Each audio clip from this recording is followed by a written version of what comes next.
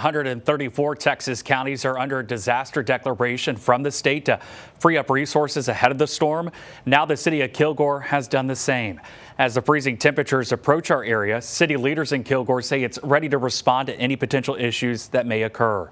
And in preparation, Jamie Hazard was there and shares more. Jamie.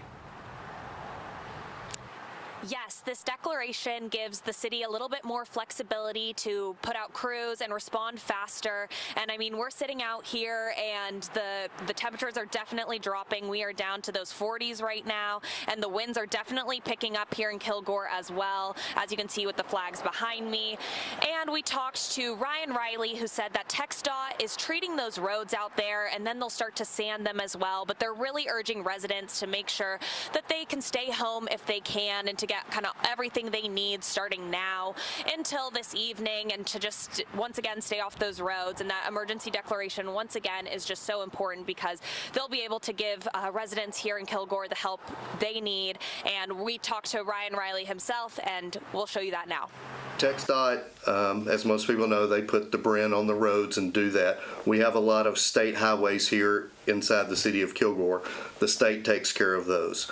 What we do afterwards is we sand the roads.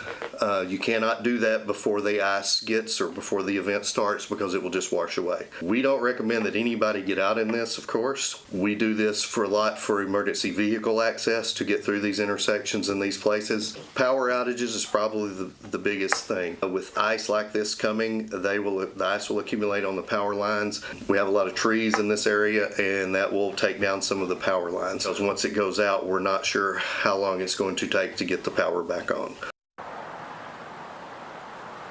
Well, in Kilgore, I'm Jamie Hazard. Make sure that you're staying safe out there and off those roads if you can. Back to you in the studio. All righty, Jamie, you do the same. We'll check back in with you during our 6:30 newscast. All right, well, let's turn now to Robert De La Garza joining us from Sulphur Springs. Robert, what have you seen so far? Thank you, Ayana. Thank you, Brennan. Yeah, we're out here at Sulphur Springs. As you can see, we're just on the intersection of 154 and I-30. You can see some cars still maybe doing some last-minute travel around here.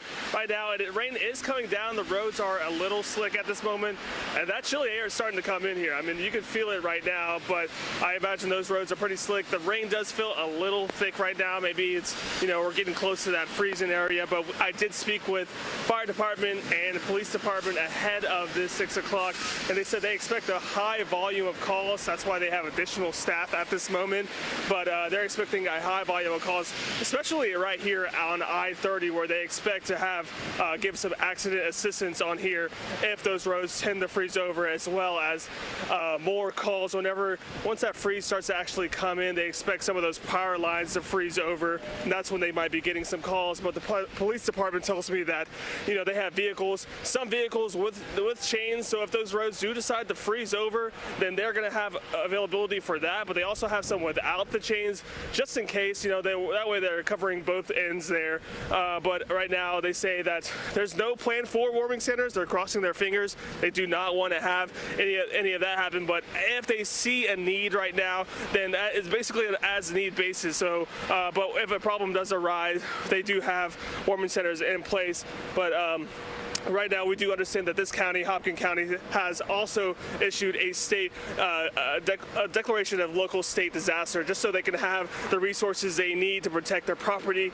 infrastructure, and as well as lives out here. But so far, like I said, roads are pretty slick right now. Maybe people are getting those last-minute errands in before the weekend, but pretty clear so far. Thank you, Brendan.